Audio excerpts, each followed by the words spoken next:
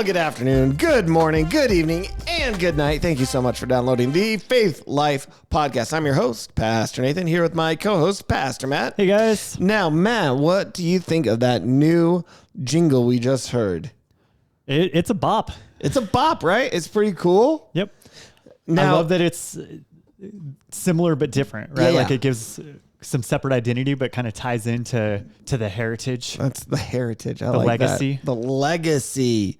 Love that. Now, if you're an audio listener, you heard that cool new intro, but what you didn't see is the new accompanying like animation that goes with it. So pop over to our YouTube channel real quick just to take a look. It is pretty cool. Now, as we had talked about over the past, I don't know, a couple months, this is the day that everything starts fresh. We've got a new logo.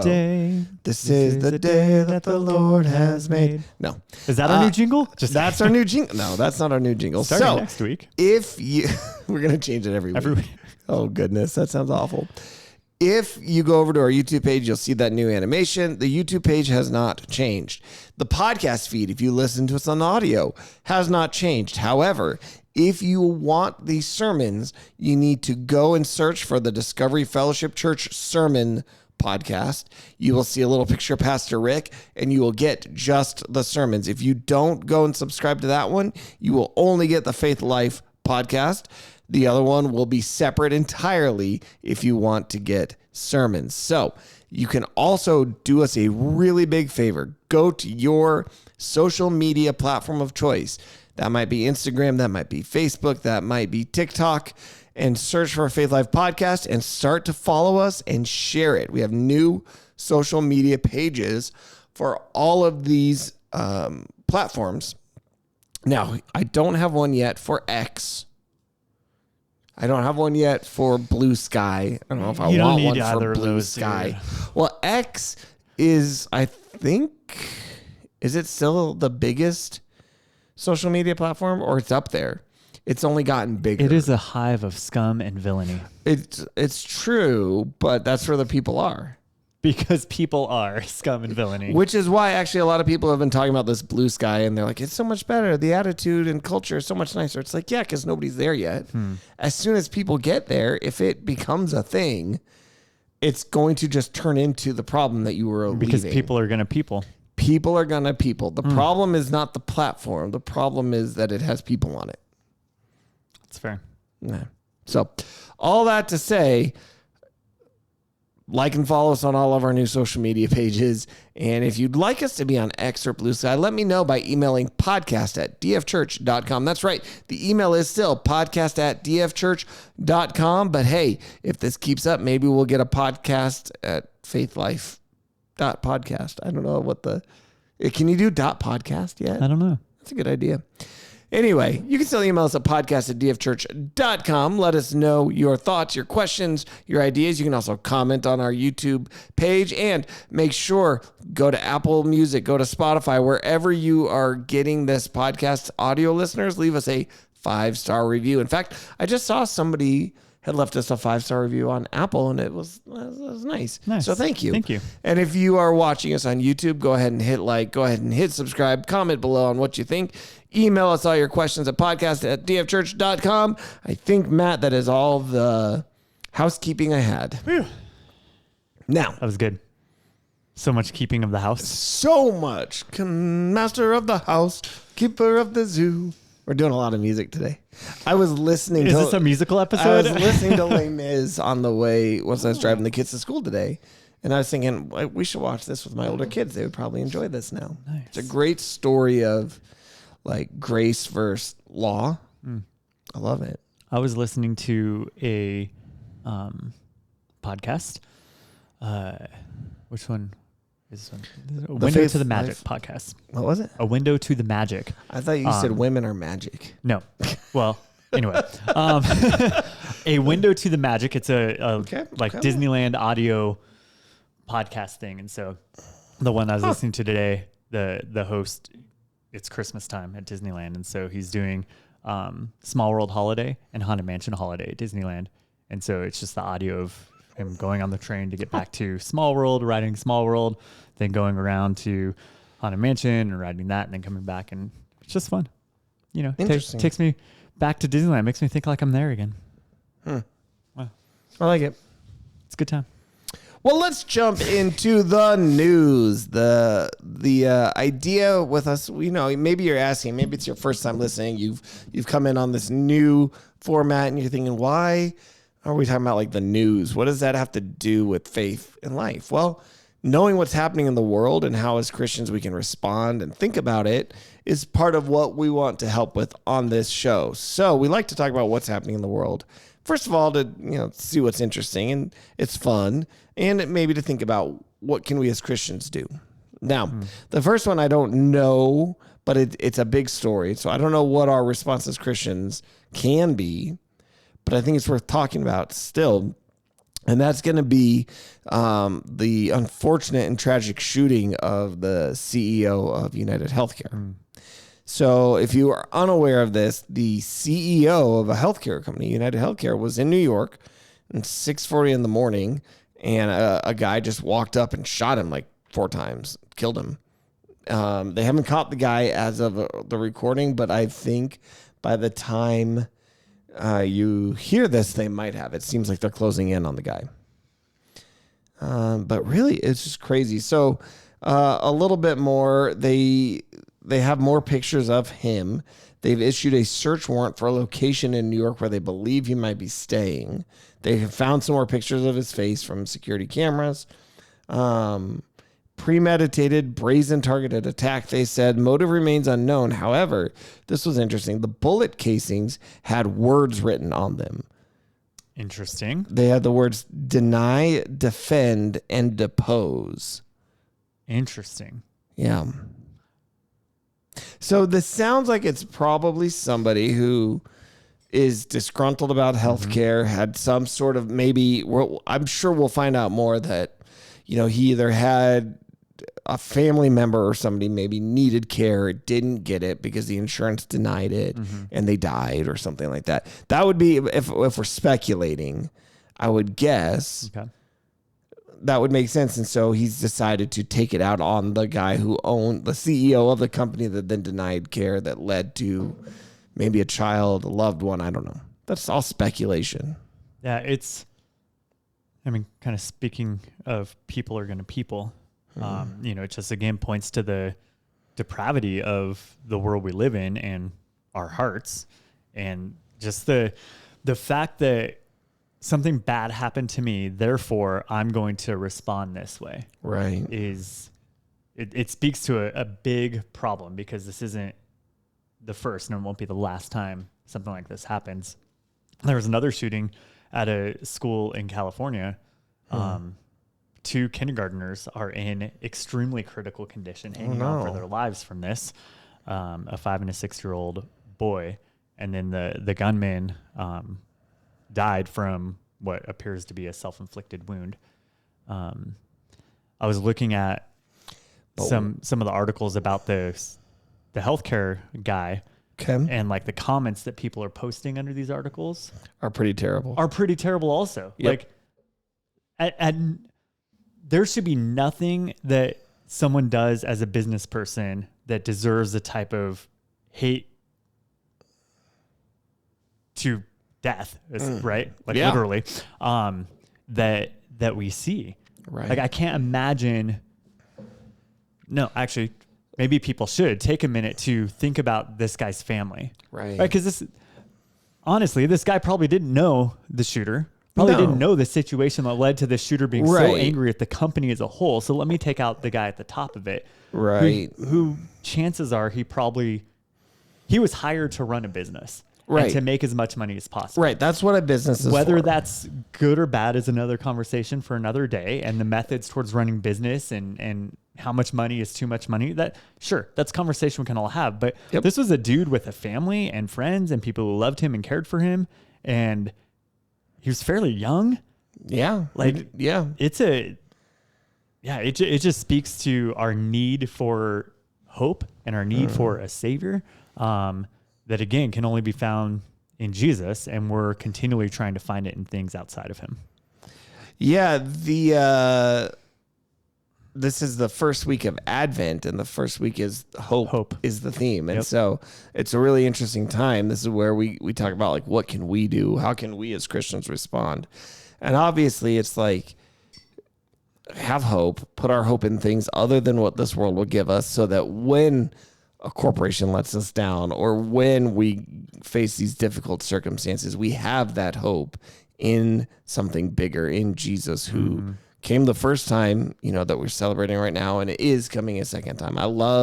We did this at church this last week, and this like concept where we really focus on not just the first, but the second coming as like the kind of the combo of it, which is really kind of fun. Like oftentimes we don't think of the second coming when we talk about Christmas, but I think it's a cool time to really remember that there still is going to be that second coming that we can look forward to. Yeah. Yeah. We celebrate the first Advent and look forward to the second. Yeah. That's cool. Now, let's move on to a different story. Okay. This has been more down what you were talking about a minute ago, which is Disney. Have you ever seen the website insidethemagic.net? They post very misleading headlines. Yes, it is. Always. Yeah, it is not a news source. No, they post headlines that are intended to catch your attention, but then the real story usually doesn't end up saying what that headline says. Right. So here's the one that I just read, okay, and you can tell me what you think. Disney's woke Snow White shelved. Rachel Zegler blamed for film's collapse. Now, do you think there's any chance that this happens, especially since we just saw a new trailer for it? Not at all. Not at all. Nope. There's no way. Now, here's what they said. Disney recently released its Q4 financial results, yet conspicuously absent from this discussion was Snow White. Well, yeah, because it's coming out next year. It hasn't come out yet. The company avoided mentioning the film entirely, sparking speculation that Disney may be bracing for potential fallout or even distancing itself from the project. Now, that's not to say that this is not a controversial movie in a lot of ways. Now, maybe we throw around the word woke too much, but I think this movie will be a pretty big failure. I don't think a lot of people are very excited for this movie. Why? The online reaction, like the thumbs downing that you can do on YouTube has been pretty high on any trailer that comes out. Now, you could say that that's not going to represent reality. Right. Maybe. I know that. So the main star has been pretty disparaging of the original animated movie and has talked in every interview about how this is like such a change to that original movie. And watching this new trailer, you do see that. It's like the queen is obsessed with beauty and all that still. But Snow White wants like fairness and equality in her kingdom and wants to make sure that everybody is treated fairly. And it's like this whole other side story about her being like the one after diversity, equity, and inclusion or whatever. Right. Again, I'm not going to give a full judgment until I might or might not see it. Until it's on Disney Plus. Right. Yeah. I'm not planning on seeing this in theaters. The interesting thing is all those early conversations and interviews that led to all the backlash and people just not wanting to watch anything that had her in it anymore. Yeah. It made it sound like this is a totally different film, like completely different film. Yep. And you're just trying to build on the popularity of it. But I wonder how much of it is actually going to be totally different and how much of it was Rachel's her name, right? Right. Yeah. Rachel Zegler was her interpretation of it or her just trying to get, because here's the thing, chances are these people have brilliant marketing PR backing, right? And a lot of times what happens with celebrities is there's not a word that comes out of their mouth that is not fully calculated and purposeful. Definitely. And so I wonder if this was all to build just this negative hype around it. Yeah, it's a dangerous game to play. It is a dangerous game to play. But for up until the last few movies, Disney has been kind of waffling between that dangerous game and recognizing that maybe I shouldn't play it anymore. Yeah, I think I think the fact that they delayed it a year, presumably because they needed to put the dwarfs back in. Right. Because that was another thing that came out, is that instead of the 7 dwarves, it would be 7 magical creatures, and they were just people. Yeah. Of different shapes and sizes. Yeah. And that got a even bigger backlash. Yeah. Understandably so, because it's Snow White and the 7 dwarfs. We had a conversation about this a couple days ago. That they delayed the movie a year, and the next time we saw it, there was now CG dwarfs. Right. And what's really funny, so I was reading about this, the chain of events that led to this. It was Peter Dinklage, who is an actor who is a dwarf, had criticized Disney and this movie originally for having dwarfs still, saying that's backwards, you don't need that. And it's like, for some reason, he was elected king of the dwarfs, I guess, because they said, yep, you're right, we're not going to do that anymore. But then I saw a lot of other interviews with other people who have dwarfism who are like, this is one of like the roles that we can get. Peter Dinklage basically just took away opportunities for us. Right. And they were pretty upset about it. And so now what seems to have happened then is they originally didn't cast dwarfs. They cast all these other people. One of them might have been a dwarf still.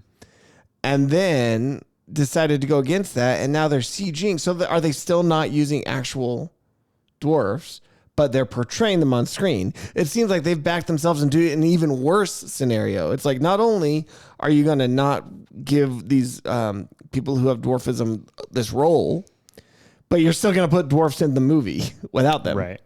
That seems weird. That does, yeah. Like, they've made it really, it's just, I don't see how this movie succeeds.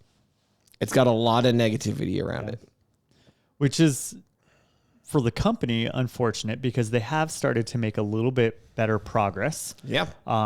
Since Bob Iger came back and he publicly said, like, our creators have lost sight of what matters most. Which he said, we're an entertainment company. Right. We're not a message company. Right. We're so not we need to get back to place entertaining. for you to get out your personal demons. And so Inside Out 2 was a really good movie. I thoroughly enjoyed that. You haven't seen it yet. I haven't. You watched Moana 2. But I did watch that. Moana Was really 2. good. And it was great. It wasn't as good as the first one, but it was great. It was a lot of fun. So, like, at least there's some hope. And what we're seeing, ironically, is you just said they're making some progress by being less progressive. It's kind of funny. But so this is where I really wanted to touch for a minute. And it's this concept of a word we, like I just said a few minutes ago, throw around maybe a little too much. It's this idea of woke. Like, if anything has something in it I don't like, or what we say, everything is just woke. Like, oh, this has a woman in it, it's woke. Oh, this has a minority in it, it's woke. And it's like, we got to be a little bit careful, especially because I feel like it's Christians who throw this term around a lot. I think we have to be careful to not overuse it, but I still think it's valid to say that our society overall appears to be getting over the quote unquote woke mindset. Yeah. And by that, I mean, it's having all of these things just for the sake of having them, having diversity, not because it's actually interesting and makes sense, but because it's like you're doing a checklist. Right. And having messaging that doesn't, instead of arising organically out of your story, it feels forced and tacked in like it's a sermon. Yeah. It's interesting because woke originally, when it was first gaining popularity, most often, at least the way it was supposed to be used, and I know then conservatives would kind of hijack the word and use it for anything we disagree with.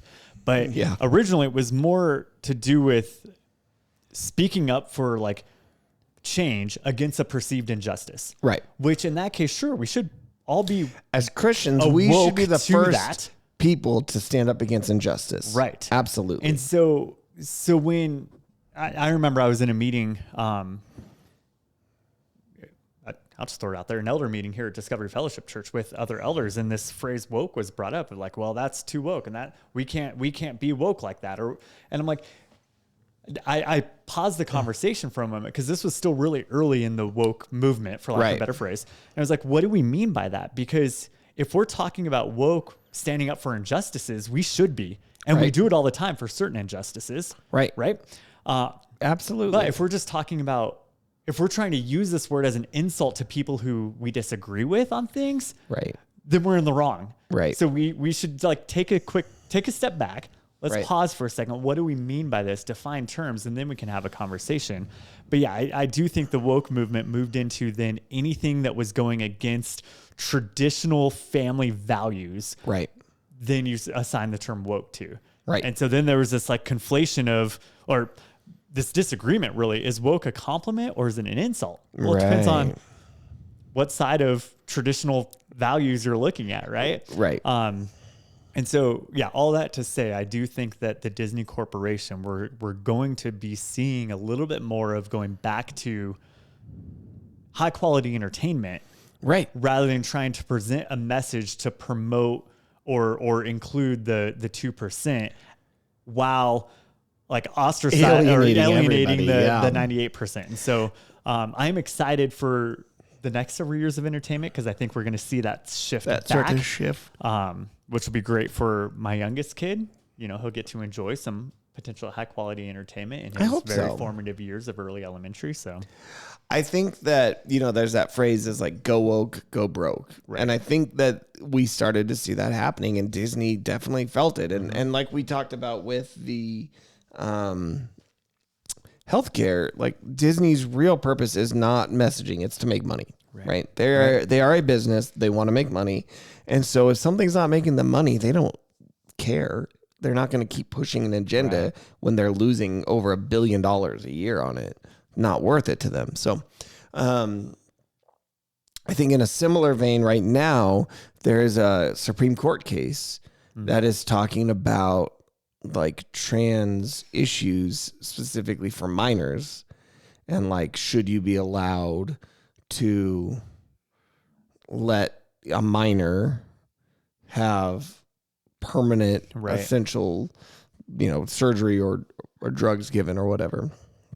And so that's at the Supreme Court right now. Right. And I think it's really going to be an interesting thing to see how this shakes out. Yeah. Here's what's funny. Anyone who actually values the person, like the kid, I think would have to say this is a terrible idea. They're not going to, though, because they value the agenda more than the people, right?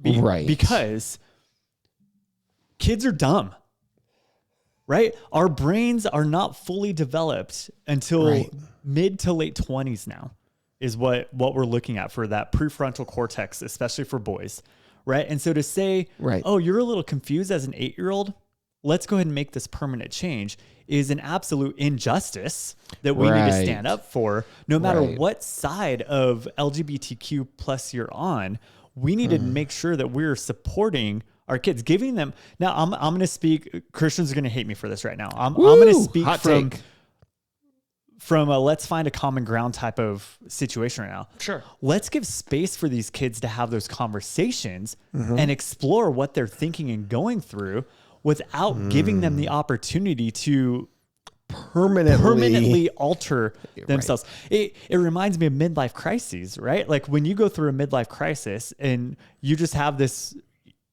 6 month, 1 year, 1 day moment of, oh, I'm going to do something stupid. And then all of a sudden you're stuck with that decision. Right. Or the whole what happens in Vegas stays in Vegas saying, well, no, it doesn't. You're stuck with those decisions permanently, like whatever happened. And so I'm more in the camp of, while I believe very, very strongly that there are two genders, there's male and there's female. That's how we were created by God.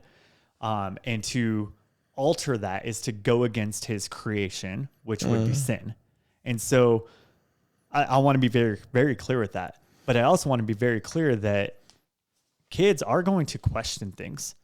That's their role. Right. They're exploring the world, figuring out who they are. And so as a Christian, as a father, as someone who's involved in the lives of young people, and as someone who just cares for people, I want to give you a space to ask those questions without judgment, with an opportunity to coach, direct, guide, not force, not mandate, not create a law for, right? I think every kid needs to have those spaces, the safe spaces to have these conversations with people who actually care for them, not for some other agenda. And I'm going to say that religiously as well. Do you care more about the kid or do you care about their conversion? Right. Which their conversion matters because it's an eternal issue. Right. But is it more of, I just want to quote unquote, shove my religion down your throat, get you to say yes to Jesus, and then I'm going to walk away because boom, check mark, right. Evangelism done. Yeah. Right. I get to add that. I did evangelism. Yeah. I get to pad my stats. Or do I actually care about you as a person? And I'm here for the long run. Right. Like I'm going to love you. I'm going to disciple you. I'm going to help you grow in who you are and who God has created you to be. Or am I just trying to get you to realize that you're wrong about your feelings? Right. Right. That's tough. Yeah. That's sorry, where I just got I think on like a little horse. I know. I for a like minute. that. I think that's sorry. I think that's exactly right. It's interesting. I'm looking at this, some of the stuff from the Supreme Court hearing. So it stems from a Tennessee ban on transgender treatment for minors. Okay. So this is good. It's gotten all the way to the Supreme Court to say, is there a constitutional protection that says, yes, that law should not be there, right? Is the Constitution say that there is a right for minors to receive transgender treatment? Yeah. It's essentially what this comes down to. Now, the lawyer from the ACLU, who's the one arguing that yes, they should, said that as young as 2-year-olds know that their gender is and should be taken seriously on that. I don't think that is.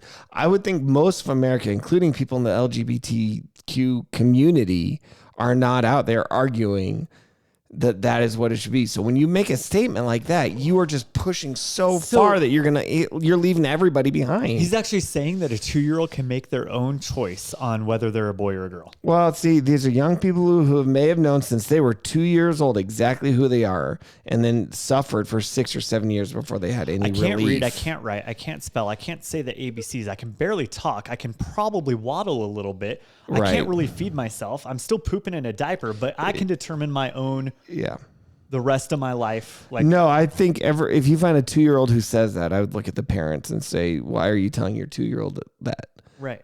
Because that is a parental thing, I think, more than anything. Yep. It's really interesting. I'm not saying we should legislate out all. Maybe I am going to say that, but here's what I am. I will say this. We should legislate that any life-altering surgeries that are not medically necessary should be banned from kids. They're going to say it's medically necessary, though, because then that is life-threatening if they don't. So here's my next question. This is going to be a hot take also. Isn't this a mental illness issue rather than an actual... Yes. So, again, they will argue that it's not, but it is dysphoria, right? Gender dysphoria, which is... I physically am one way and mentally different, and it's dysphoria. And I know we've had this conversation, so I'll keep this brief, but I find it crazy that we approach this dysphoria so differently than we do other dysphorias. Right. Because... yeah, we've talked about like an eating disorder and things anorexia like that. Yeah. is dysphoric. It's a dysphoric behavior where you think you are overweight no matter how skinny you are. It is there's a disconnect between how you are physically and how you feel mentally. And I think when we have somebody, for instance, with anorexia, if you were to go up and they were like, yeah, I'm overweight, I'm fat, I need to lose weight, and you saw that they were skin and bones, would the loving, kind, and affirming thing to be would be to say, yep, you're right, you need to lose the weight, let me help you get a bypass surgery. That's essentially what we're doing in this issue. We're saying, hey, you're right. Those don't match. Let's try to mutilate your physical to match the mental, which is weird because if I were to say, why don't we flip that? Why don't we try to help you on the mental side to match your physical? Right. I'm somehow a bigot. I'm wrong. That's a terrible thing to say. When my perception doesn't line up with reality, what's typically wrong? Usually it's our perception. It's my perception. And that's the whole point. But in this issue, we've flipped it to say, no, let's try to force reality to conform to how you feel. Right. And again, I'm not saying this because I hate anyone who is a part of the LGBTQ plus community. I'm not saying that at all. I'm saying this because this is such a major issue that has lifelong consequences. Right. And we're trying to either force it onto our kids or let them make decisions that will be potentially bad for them in the long run. Now, if you're an adult, your brain's formed and you've talked with people and you've had people say, yeah, but the science says this, right? But my heart and my mind say this. At that point, that's on you to make that decision. Absolutely. Right? I don't have to agree with it, but it's on you to make that decision. For our kids, they can't make that decision themselves. Right. It's the fact that we are, and this is such a new phenomenon. We have not had the level of minors who are dealing with a transgender issue at the level that we have had right now. The percent increase is crazy. And unless you are going to say, oh yeah, these numbers were always this high, but society just repressed it, or we've created a culture that is creating this issue. Yeah. Because here's the other thing, it's very manipulative, where you'll have doctors say, all right, you've got a son who thinks he's now a woman or a girl. And the doctor would say, you need to let this 12-year-old have life-altering surgery. Otherwise, there's a risk of suicide. They'll say, would you rather have a dead son or a living daughter? Right. So manipulative. Yeah. And this is, so to my point, the percentage increase we've seen in transgender youth, you can fact check me on this. I don't have the stat off the top of my head, but it is an incredibly high percentage increase.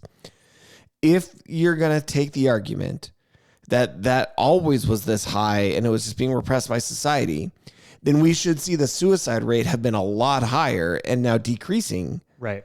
Which is not what we see. Right. In fact, suicide's increasing. Yeah. And in fact, the suicide rate for transgender people post-surgery increases. Yeah. So really, we're experimenting with this whole new concept that we've never dealt with in our history of this transgenderism issue. We're seeing an explosive increase, especially in young women who feel this. The percentage of girls who are now identifying as male has skyrocketed, and we're giving them permanent solutions to a societally created issue. And we're basically just experimenting on our kids with this. It's horrifying. Yep. And if you look at typically much more quote unquote progressive countries like England and Norway and places over in Europe where they've actually been doing this for longer than us, they are now banning it as well, because we're starting to see that, hey, maybe this isn't a good idea. Right. And so the fact that anybody is still pushing for it blows my mind. Yeah. I know we weren't going to, this is not an episode on transgenderism, but we kind of made it into one at this point. Because it's true. We could kind of just keep going with this because we're at a pretty good chunk already of time. Yeah, I think the percentage, again, you said you don't know the stat, but I agree. I think it's skyrocketed. And how much of that, all of it, is because we've been pushing it, right? That's what we're telling our kids they should be thinking about and doing. That's what media is showing and saying. That's what schools are even pushing. That's what clubs and programs are doing, right? We had this conversation a couple of years ago. I think there was a club that was disguised as like an art club or something after school here in Fort Collins at one of the schools that was actually like a pushing an LGBTQ mindset onto the kids there. And the leader of the club even said, don't tell your parents what we're doing here. Yeah, it was crazy. Like this is I mean, you want to talk about a systemic issue. I think this might be one because we are creating systems that are going to continue to lead our kids down this path. We could talk about what scripture says about gender and about sexual identity. Yep. We've done those episodes before. Right. We can also talk about the natural order of things. Right. And I think I've mentioned this on a podcast in the past where I've had conversations over the years with different people. And one of them, for many of the conversations I had, was trying to argue why the Bible does not actually teach that LGBTQ plus is wrong and it's actually okay. And so he said, you can't use the Old Testament because you're not following the entire Old Testament law yourself. So you can't use anything from the Old Testament anymore. I said, okay, fine. And he said, and you can't use Paul because I don't think that the words he said actually meant what you think he said. Well, then why? That's already dumb because it's like, well, then let's talk about that. Right. Not don't, then so I can't use it. And then here's a fun one. Then he said, and don't use Jesus. Wait, because what? he didn't follow what he said anyway because he was single. What? Yeah. So there's a lot of what with that. Oh my goodness. And so I'm sitting there, I'm like, so you want to ask me as a Christian what I believe, but I can't use the Bible. Right. Why do you get to put in all those stipulations? Yeah. So here's what I said. I said, and right or wrong, it's what I chose to say in the moment. And he actually was like, I've never heard anyone say it to me that way before. Okay. I said, if everyone in our world was like you, he was same-sex attracted. And so the conversation was around, I'm gay and that's okay. Right. Okay. Okay. So I said, if everyone in the world was like that, what would happen? Right. We would cease to exist as a species. Right. We would not be able to procreate anymore. Right. If no one was heterosexual. Right. Or sex would then just become, at least heterosexual sex would just become a procreation act. Right. And so he was like, well, I've never thought about it in the natural. Like I said, think about the natural order of like how we exist as a species. And so it was just, man, it was just so interesting to think about. You just reminded me of a few years ago. This is like 2017. The Royal Dutch Airlines did an ad for Pride Month and said, it doesn't matter who you click with, happy Pride Month. And they showed these seatbelts. And it was like the different... That doesn't work. And what they thought was a really, progressive ad. It was like, but two of those three options, for those of you watching on videos, I'll put the ad up on the screen real quick. Yeah. For those of you listening, it shows, for lack of a better word, if you think of seatbelts as like a male and female end, it shows like a female, a male, and then a male, female. And it's like two of those three don't actually work. Don't do anything. They don't click. They don't function as designed. Oh my goodness. And so that it ended up actually being such a inadvertently against the whole point, because it's like that doesn't work. Now, what's funny, I don't know if you know this, Matt, that was a pretty astute philosophical move you did in that conversation. The famous philosopher Immanuel Kant proposed what he called the categorical imperative. And he was saying, if you're trying to determine if an action is moral, apply it universally and see if it leads to a better society. And if not, then it's not a moral action. If it can't be applied universally, then it shouldn't be done. It's an interesting way I did not purposefully do that when I had this conversation. I was young. This was a long time ago. This is probably 15 plus years ago that I had this conversation. Was it not at Discovery? It wasn't at Discovery. Yeah. And so I was not smart enough. I'm still not smart enough, but definitely not smart enough when I was 26 years old to be using Kant's category. Well, apparently you were, because you purposefully using it. You came up with it though on your own. So maybe that just tells us that that's actually maybe a wise thing to think through, philosophically at least. Yeah. But again, my worldview, I'm going to look at the world through a biblical lens. At least I'm going to try to. I'm supposed to, right? And so it was just really interesting to have him say, okay, I know you're a Christian. I was his pastor, his youth pastor. Right.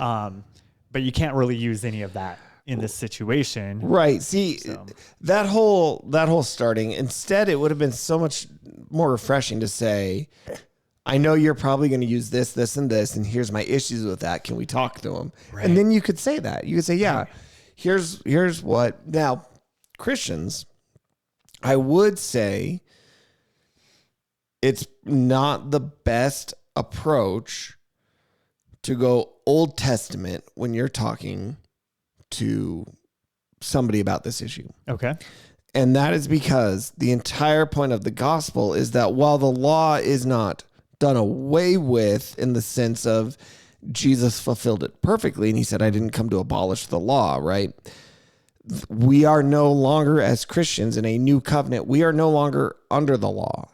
And so using that is ultimately, I think, counterproductive to the gospel message. Interesting. And so if and they'll rightly then point out and they'll say, well, but you eat shellfish and you don't do this and you know that. And then as a Christian, your move is going to be, well, there's a 3-part division of the law, and then you're going to have to try to define that. And that's not actually in there. That's an added thing you're reading into it. And you're getting so far afield from the actual what matters. Yeah. And then what happens, you say, well, yeah, but now let me tell you the gospel, and Galatians says we're not under the law. Then you've just destroyed your previous argument.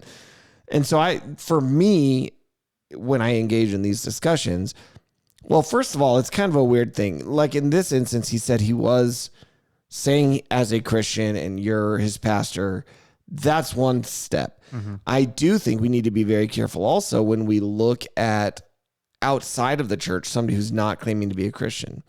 Paul is very clear about this in Corinthians, which I've been reading lately, where he talks about judging sexual sin outside of the church. Mm-hmm. And he says, why are you doing that? He says, he's telling the church, I told you not to associate with those who are sexually immoral. Right. He goes on, I didn't mean those who are outside of the church, because then you'd have to go outside of the world. I meant those of you who are in the church. Those are the ones that you need to be judging, not associating with, having that process. So really what Paul is saying is if somebody isn't following God, if somebody is not already in a relationship with Jesus, why are we out there telling them that you need to uphold his standards? And that's a really good question. Why do we try to impose behavioral modification on people? Whereas instead, it almost seems more sneaky. It's like, no, let's just get them to follow Jesus, and then we can impose the behavioral modification on them. Right, but it's less. But it's more. Go on. Yeah, I was just say it's less in order to do behavior modification, and it's more. Let me tell you about my Jesus, right? He saved me, and now I have this hope and this peace and this joy that surpasses these circumstances in my life and my sexual relationships or my attraction to others or whatever it might be. Like there's something so much bigger than that. Let me tell you about that first, right? Because like you said, it's not my job to judge the non-believer, right? It is, we're told to hold accountable fellow brothers and sisters in Christ and have those conversations. But my job with a non-believer is to show you Jesus through the way I live, through the way I love, and through the way I talk to you, like the conversations we have. All three of those need to show you Jesus. Right. Now, I know there's going to be a counterpoint that says, but, and not to dive too far into this, but we've already hit it a little bit with the political side of it. You might be saying, well, so are you saying that I shouldn't try to vote with my beliefs or legislate my beliefs or anything like that? And no, I'm not saying that. We live in a great country where you as a person can be represented by the laws of our country. So absolutely vote with what you want, but don't put our hope and ultimate trust in that being what fixes things. Right. We've talked about this like with the abortion issue. Yes, we need to, as much as we are able to, if we can vote on a law that outlaws that, great. I'm all for that. It's a good thing to get rid of abortion. If we are doing what we're called to do, making disciples and spreading the gospel, the legality of it becomes less important because people who love Jesus, who are following them, are not killing their kid, right? And so you're going to get the same thing. One of them is going to be a forced morality through the legal system, which, again, we have laws. All laws are forced morality. We need them to function. But that's not our hope, and that's not our end game. Our end game should be expanding the kingdom of God, because then what happens on the legal side becomes less important. Right. That's my soapbox. That's fantastic. And yeah, like you said, we've talked about that a lot in some of our more politically charged episodes that we've had. But yeah, the greatest solution as Christians for a society that upholds our values is people knowing and loving Jesus. Right. Right. It's him. It's his kingdom's growth. Like that's now. Are we ever going to get that? Possibly not. Can we get closer to that? Post-millennialism is the idea that the millennial kingdom just naturally comes over years and years of progress until we become essentially bring about the new heaven and the new earth through God using Christianity in the world. Yeah. That was a really popular, so that's a brief tangent into end time stuff, like the post-millennialism, premillennialism, and amillennialism are the three main camps of how we interpret the millennium of Revelation. And pre-1900s, post-millennialism was pretty popular because there was this optimism that the gospel was going out, people were changing, that life was getting better, and through the gospel as well as civilization and technology, we would hit that utopia. And then the 1900s happened. We hit 2 world wars. We hit the Holocaust and communism, killing hundreds of millions. And people said, we're not going the right direction anymore. So here's what I'm hearing from you, Nathan. Postmillennialism is an optimist's interpretation. Premillennialism is a pessimist interpretation. I guess. What's amillennialism? Ooh, amillennialism is a fun one. And maybe we should I know we've done end times. Yeah. I don't know how much we talked specifically about the millennial side versus like the post-trib, pre-trib, and mid-trib. We have so many fun terms we get to give ourselves. But so if post-millennialism was more of a positive, and premillennialism, I don't know if it's more pessimistic, but it allows for the world to get really bad and then is optimistic that it's only going to be God who fixes it. Amillennialism, which is where I find myself leaning more lately. There's my controversial statement for the day. It shouldn't be controversial. Here's the thing. Do you even know Jesus? See, I hate this phrase, but let's normalize being able to have different eschatological opinions and still saying we're all Christians. Remember that guy we talked about a couple weeks ago that said one of us is between you and me, one of us is a true believer and one's a fake true believer? Wait. I wonder if he hears you say amillennialism. But what if he's an amillennialist? Right. If he's like, see, I told you he's the true one. That could either be confirming or disconfirming. That's so funny. Yeah, oh so my goodness. That's more there's not going to be this millennial reign on earth. It's weirdly labeled because it's amillennialism makes it sound like there is no millennium, but that's not what it teaches. The amillennialism view is that the reign of Jesus and the binding of Satan occurred when Jesus was here the first time, is when it started, and it is still happening. It's not this literal 1,000 years. It's a long period of time where Christ reigns and Satan is not 100% defeated, but bound from doing as much as he could before. Because it says he's unable to deceive the nations, which then you could say when he gets released, maybe that's when we're in right now. He's already out. Right. The deception is starting to hit us again. And that's kind of where the Westminster Confession of Faith, right? Aren't they more, the Westminster Assembly is more in the amillennialism camp? But here's what's interesting with all three views. Okay. Jesus comes back eventually, right? Yep. And all three of these views. Yes. So whether we're in the end times right now, whether it's already happened, whether it's still coming, it doesn't matter. There's still, Jesus is coming back a second time, and our responsibility as current believers and Christ followers is to grow that kingdom. So if I'm post-millennial, right, when you were saying it's going to happen once everyone's there, then don't I want it to happen quickly? So I need to go share my faith as quick as I can. Yes. Okay. If it's pre and the pre-trib rapture side of things in that conversation, then don't I want, I don't know when it's going to happen. So I need to share my faith with as many people as possible to grow God's kingdom as quick as I can, because it can happen right now or tomorrow or whatever it might be.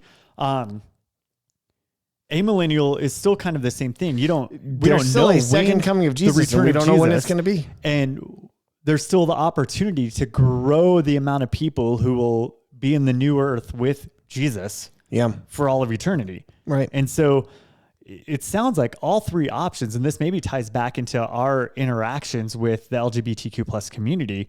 No matter what, I need to share Christ with people. Right. I need to share the gospel, which means I need to know the gospel. I need to be living out the gospel. And then I need to be making that my number one priority in all my interactions. Not because I'm looking at you as a project, right? A checklist of, got my evangelism for the week, or, I saved 4 people this year. You didn't save nobody. Jesus did, right? And so, love it.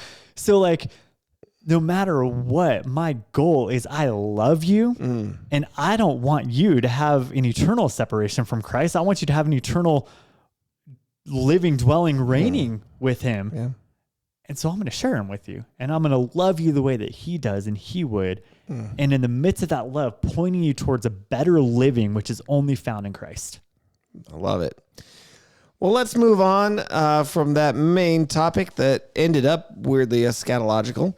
Always does. It always does. Into our listener mail and feedback. So we got a letter, but before I get to that, I want to talk about a comment on one of our shorts. Nice. Okay. Now, we posted this quite a while ago, but 5 days ago got this comment. So the short clip was, should Christians only use the King James Version? We had a whole episode about that, right? That was an older episode. That was older, but somebody just saw it. Okay. And here's this person's response. I have not replied to this person yet. This was on YouTube. They said, no, you should not use the King James Bible only. You should also use prayer. Wait. Okay. So that is kind of missing the point we're talking about. But then he says this.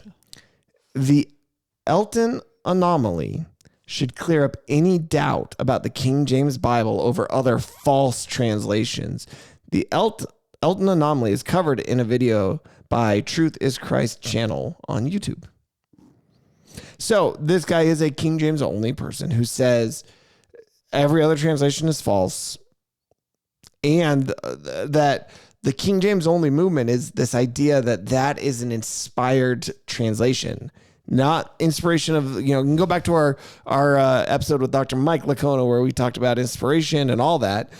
But this view is that the King James is also inspired specifically as a translation. So I looked up, what is the Elton anomaly? It has to do with sevens. It has to do with there are 7 to the 7th power words in the King James Version. 7 times 7 times 7 times 7 times 7 times 7 times 7. It says 7 to the 7th power. Yeah. Okay. So not squared, 7 times third, 7, fourth. 7 times. Yeah. Yes. And that's how many words there are in the Bible. So therefore, that is inspired. The number is 823,543. 823,543. Now, however, to get that number, you also have to put in the book names and verse name, like numbers and chapter, like all that. And so that has from the King James. So they're saying that all of the verses then are divinely inspired verse markings, as well as book names, chapter listings, anything to get that number. So how is that a proof that there's a divine inspiration to the King James Version? That is such a stretch. That's such a I don't stretch. get it. Okay, so I just looked up how many words are in the Bible. King James Version has 783,000 plus words. The 1611 version has 788,000. Right, that's why you got to start. So that's why you verse, have to add verse numbers, which we added much more recently in the grand scheme of the writings. Yep. A typical Bible, I don't know what that means, because they have King James Version separate from a typical Bible. A typical Bible has around 807,000 words, which is much closer to that Elton anomaly than the King. That is such a stretch. That is trying to read your own like preconceived thoughts, ideas, wants, desires into Scripture, and that usually ends up getting us in trouble. It really does. I just want to point that out. Like I said, I didn't respond to this. Maybe I still will. All right, we got an email as well, which remember, you can email us at podcast@dfchurch.com. That's podcast@dfchurch.com. Wait. Sorry, I was just thinking more about this comment. It's the King James Version and prayer. My prayer is adding a lot of words to that number, so it's still not going to add up. Is prayer a part of my Elton anomaly? Biblical inspiration? And does this have anything to do with Elton John? He's the one who discovered it. Got it. All right, we can move on. Sorry. No, it's fine. I got stuck on this yesterday, and I was like, what? What does he mean? Okay. We got an email. It says odd matches. Like the Odd Couple? Da-da-da-da-da-da. We're a lot of singing in this episode. Starting and ending it. What about 2 Samuel 2? Not a command, nor a prohibition, but a recording of a brutal and stupid fight. God showing me how much I am blessed with a great family. Here's okay. What? Okay. First of all. Okay. What? Second of all, was he listening? Was this person listening to the podcast and they just emailed podcast typing notes as they're listening? Maybe it says odd matches. What about 2 Samuel 2? Not a command nor a prohibition. David goes up. Here's what happens. Then it came about that after David inquired of the Lord, saying, "Shall I go up to one of the cities?" And the Lord said, "Go up." And where should I go from here? God said, "To Hebron." So David went up there, and his 2 wives also, Ahinoam the Jezreelites and Abigail the widow of Nabal. And so they went. They let your hands be strong, since all your Lord is dead. Then Ishbosheth became king. There's a lot happening here. So I'm gonna say to the listener who wrote this letter, could you give us some more context of what you're talking about? Right. Because I don't know what this is. Yeah. Is there a question here? I don't. He says, what about it? That's his question. Right. What about 2 Samuel 2? Not a command nor a prohibition, but a recording. Yes, it is a description, not a prescription. But which part are we talking about? I don't know. The fight? The whole thing is more, the whole chapter is describing what happened. Well, yeah. And so, I mean, he's got multiple wives. Is that what we're talking about? So here's an interesting... What podcast is he replying to, or is this just a random 2 days ago question? Okay. What was the replay we made on this week? We actually didn't put a replay up. We didn't post a replay. I'm sorry. Thanksgiving, I ended up actually taking some time off, and it was lovely. Be thankful we didn't make you listen to an hour of us last week. You got a break. I'm just kidding. I hope they want to. That's so funny. Let me close with this, and this is going to tie us back into our main topic today also in a weird thought experiment way, because I don't think this is what he was talking about, but we were having an interesting discussion in our discipleship group maybe a couple months ago, even at this point. And we were talking about similar type things of like God's expectation for marriage and things like that. And one of our members was talking about his brother who is sharing the gospel in an African country, and people are coming to know Jesus. Great. These people were polygamists, culturally speaking. So at this point, they're now like, hey, I've got 3 wives. We're all following Jesus now. What are they supposed to then divorce two of those wives? Oh, that's a fun question. Now that seems a little bit far removed from our scenario, right? So let's bring it home. Let's say there's a same-sex couple, two men, and they've got kids, adopted kids, and they both decide to follow Jesus. Do they divorce? It wasn't even a real marriage from a Christian standpoint is a different question. But do they legally divorce and separate? Interesting. What do you think? I think putting you on the spot. Yeah. What would they come into the church and they ask you what? Yeah, I'd probably want to do a little more prayerful consideration of this rather than 3 seconds of thoughts going through my head. Right. What I would want to know what their I would ask a lot of questions to start. Right. Like, okay, so you both surrender your life to Jesus. Well, what does that mean? Right. Like, tell me about that first. Okay. What does that look like for you? What does it mean to surrender your life to Jesus, your will to his will? Yeah. And they're like, we're on board. We love Jesus and we know what we're doing is probably wrong. So I would ask them then, so where in your heart, like where do you sense this disconnect between God's design and desires for your life and what you're doing? Because I want them to process this and talk it out. So if they get to the point where they're like, we're torn because we know that divorce is wrong and we don't want to screw up our kids, but we know that this relationship is sinful. Yeah. And so the question would then be, well, the marriage, was it biblical or was it legal, like societal, right? Right. Is it a common law marriage type of like, did we get married so that we can have that certificate and the tax benefits? Right. Or did we get married before God? Right. And commit our lives in a biblical marriage relationship? Well, the answer is no, they didn't commit their lives in a biblical marriage relationship because biblical doesn't define marriage like that. Right. And so then we could have that conversation. So your divorce in that situation is a legal proceeding. It's not a biblical divorce because you didn't actually have a biblical marriage. Right. And so I don't think they would then be sinning again. Right. With the divorce, right? Because scripture talks about God hates divorce, right? We want to do everything we can to seek reconciliation and avoid divorce as much as possible. Right. Sometimes though, divorce is necessary because of things like abuse and other situations that might happen. Sure. Whole nother podcast probably, but generally speaking, right? Divorce is the last option that you want because God designed for your marriages between one man and one woman for a lifetime. Right. And so, so for this gay couple, then sure, you can have this legal divorce and then let's talk about what you have kids now. What does it look like to raise your family in a God honoring way? Let's have that discussion. That's going to be a separate one. Yeah. Love it. Well, let us know. What would you advise somebody in that situation? Email podcast@dfchurch.com. And with that, I think thanks so much for joining us today. Thank you for spending a little bit of your post-Thanksgiving break.